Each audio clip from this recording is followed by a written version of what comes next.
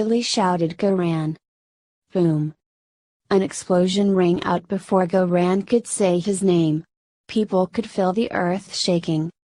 One of them was sent flying into the air like a cannonball, reaching a height of hundreds of meters before slowing down, then quickly speeding up before crashing into the ground. The earth once more shook.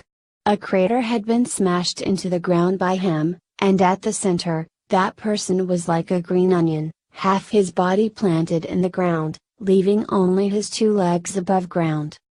Goran was stunned. He knew that person to be an expert. He was defeated with just a single kick?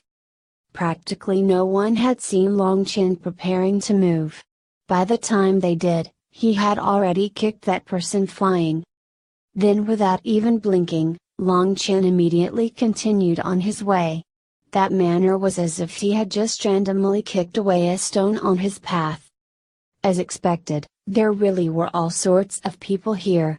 This person had clearly been spoiled rotten by his family. In a true battle, who else would have no guard against an attack? Did your opponent really need to just obediently take your fist? If this had been a life and death battle, that was completely asking for death. He finally understood why there were those magical beasts in this trial region. That was to let these flowers that had grown up protected within a greenhouse to see true blood. Otherwise these useless fellows would be useless forever, despite their strength. A powerful sect required elites. They definitely wouldn't waste energy on raising idiots. No wonder this trial had immediately caused 75% of them to wash out at least. There were far too many idiots here. Even if they were talented, they were just talented idiots. They weren't useful. By the time Goran reacted, Longchenpa had already walked quite a bit away. He hastily ran over, filled with excitement. Being with this kind of boss, he would definitely be able to eat and drink as he pleased.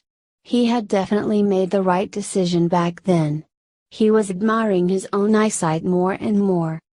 After another 50 miles, Goran and Longchenpa finally arrived at the end. There was a huge mountain. Longchenpa saw Tangwainer beckoning to him cordially from the crowd. That made him pause for a moment. It didn't seem as if Tangwainer had even been that nice to him before.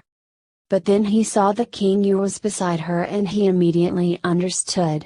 Even though he didn't want to, he still braced himself for it as he walked over. Sister King Yu, hello. Longchenpa